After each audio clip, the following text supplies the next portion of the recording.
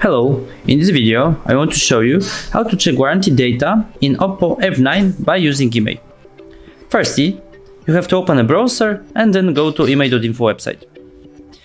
When you are here, just enter your IMEI number to the empty bracket in the middle of the screen. Go for captcha protection.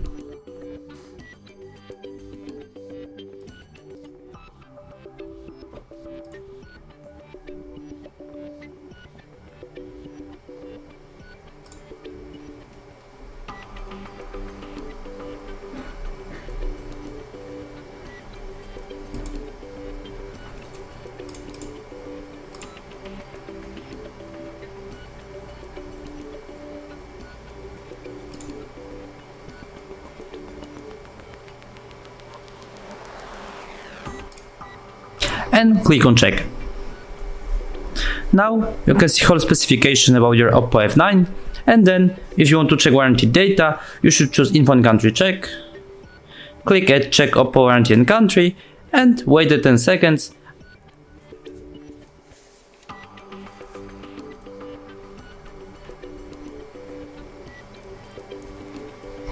There you go, you can come up with plenty of very useful information. Here you can check the warranty periods, and here whether the warranty is valid or no.